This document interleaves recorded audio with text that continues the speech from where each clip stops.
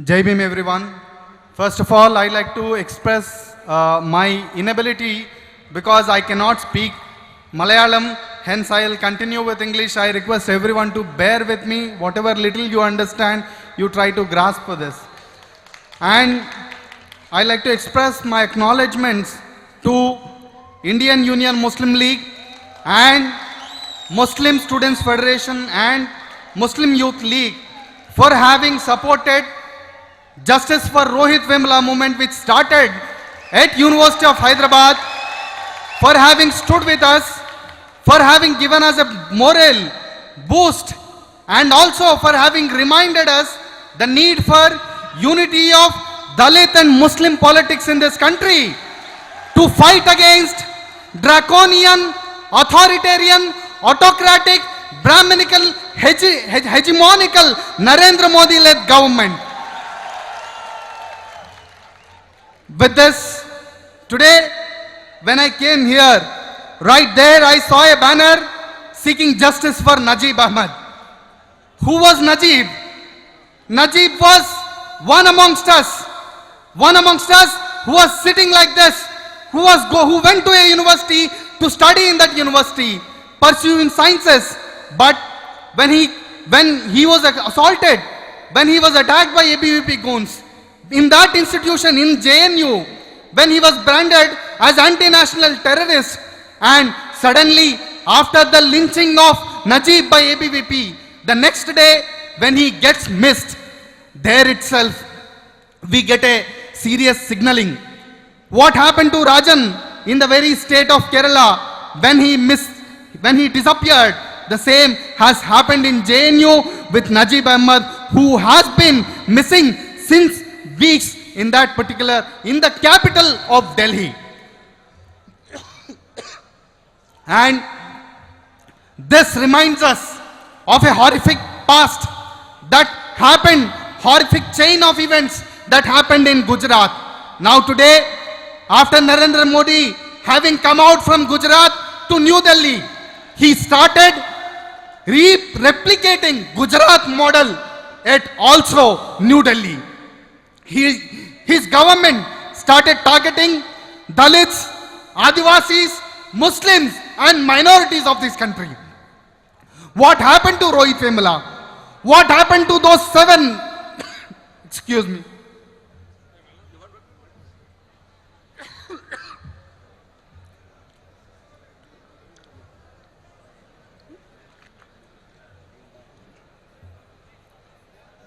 What happened to Rohit Vemla cannot be forgotten. What happened to Akhlaq, who was lynched in Dadri, cannot be forgotten. What happened to those Dalits in Una, who were chained and beaten just because they were skinning a dead cow, cannot be forgotten. And today in this country, under this Brahminical authoritarian government led by Narendra Modi, a dead cow is considered as more important than a life of a human being. Such a trend cannot be tolerated. And who are these Dalits? Who are these Adivasis? Who are these Muslims? It is we who have contributed for the development of this nation. It is we who fought those all colonial imperialist forces which have occupied this country. If it was not Tipu Sultan, under whom Dalit Gadar, Dalit chieftains of army have worked and fought against colonials, unlike Purnaya, a Brahmin Diwan who supported colonial administration, perhaps India would not have secured freedom. We should remind that days, those past. Perhaps in Bengal, if Jogendranath Mandal would not have had support from Indian Union Muslim League, Jogendranath Mandal would not have had, the combination of politics of Dalits and Muslims had in fact shaken the political discourse of Bengal.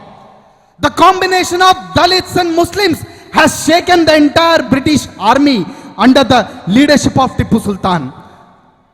The combination of Dalits and Muslims today is shaking up BJP and RSS from there below. Today, the massive crowds that are gathering, be it in Udupi, be it in Una, or be it in Hyderabad, or be it in Maharashtra, this is the solidarity which needs to continue. And friends, at this juncture, I would like to bring out what this particular present government is doing. When we all start voicing out together, when we all have come together, they are trying to bring in communal politics. They will bring in uniform civil code and they will tell that India needs uniform civil code and Muslims are opposing uniform civil code. First of all, I have one question to this Narendra Modi government. That question is, when Dr. B.R. Ambedkar introduced Hindu Code Bill, which talked about equality within Hindu society, for which Dalits were denied of that equality, was it not Shyam Prasad Mukherjee, who is your ideal now, who stopped that Hindu Code Bill despite Nehru supporting it? Was it not the orthodox Brahminical leadership that opposed Hindu Code Bill? When there is no equality in Hinduism, how can you talk about the other religions when there is no equality within your own home state affairs? First of all, you should correct your own home before talking about others. Today, if India really needs a uniform civil code, first of all, Hindu society must be equal, which is not equal, which is divided into thousands of castes, and where people like Dalits, Adivasis and other backward classes are killed day by day. If a Dalit was to marry an upper caste girl, would there be equality in that? Would that be allowed? What is ruling is not Constitution of India. What is ruling is this RSS dictates following through Khap Panchayats. We need to oppose that. And BJP or RSS will not do that. Narendra Modi has started advertising about another thing. He brought another thing called surgical strikes. Yes, if military takes up a decision to protect the borders of the country, let it do so, because it is the duty of the military and we should respect that. But whatever is happening there should not be used for political benefits. Just because in Gujarat, Una was burning, just because in Hyderabad Central University, Rohit Vemala issue was burning, just because all Dalits, minorities and Adivasis have started united battle against Narendra Modi government in order to frame a fake nationalism. This is in fact, nationalism as an agenda should be for the betterment of the people. It should not be used against the will and development of the people. But Narendra Modi government is doing the same. In order to deviate the questions raised by Dalits, Adivasis and minorities, it has started talking about surgical strikes. But Narendra Modi ji, why have you not opened your mouth when Ram Kishan Grewal, a Dalit soldier, committed suicide because your government has not given OROP? When a Dalit soldier was martyred on the border of this country, when he came back, when his body came back to this country, when he was denied land for even burial, where has your speeches gone? Where has your advertisement gone? This itself reflects how this bloody BJP, RSS and Narendra Modi uses Indian army for their own political purposes. What happened in Madhya Pradesh reflects and reminds us of the horrific past that Gujarat has suffered. And we must appreciate the efforts of Rana Ayub, who has exposed certain files of several police officers, in which there is one Dalit IPS officer who reveals that Amit Shah, who is the present BJP president, when he was a home minister and when he was a member of BJP in Gujarat, he orders that whoever is a Muslim under trial prisoner, you just kill them off. Is this what Constitution preaches, or is this what your Hindu Dharma preaches? You want to replace Constitution with your own Hindutva Raj, which as Dr. B.R. Ambedkar said in the Constituent Assembly, in his writings, that if Hindu Raj was to become a reality, it is the responsibility of all citizens of this country to oppose such Hindu Raj from becoming a reality. Hence, today, it becomes a responsibility of all of us to oppose such idea of Hindu Raj, which is being brought up by RSS, BJP and Narendra Modi government. And today, we need not require demonetization of currency. What we require is decastization of yourself. You have to come out of your caste dictums, decommunalization of yourself. Narendra Modi should get decommunalized, not demonetized. As our honorable leader has said, demonetization is resulting in suffering of millions of people. Even when I was supposed to come here, I had 500 rupees. No one was taking that money. And as Narendra Modi's BJP earned this money out of corruption, my father or my brother and sisters have not earned that 500 rupees out of that corruption.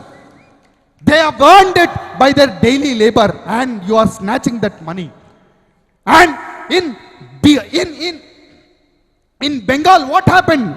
BJP was given prior information to loads of amounts in bank accounts before demonetization policy was to be allowed. Hence today, what we see in the center is a two-tongued dangerous man who's sitting over there. And if we have to stop him from coming into power next time, I think this is the crowd that will only respond to the people like them.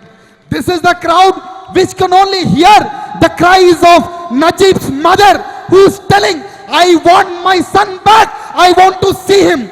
And this is the crowd which can respond to the cries of Radhika Vemula, who's still crying for justice for her son.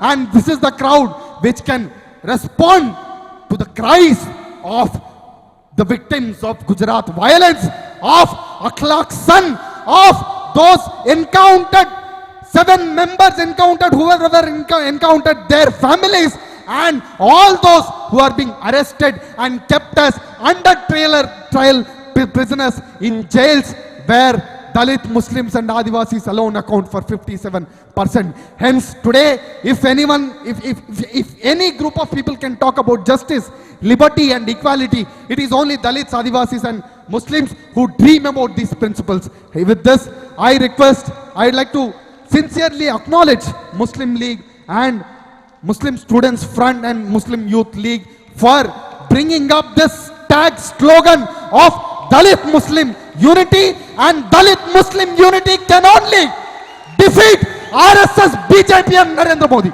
Thank you. Jai Bhim.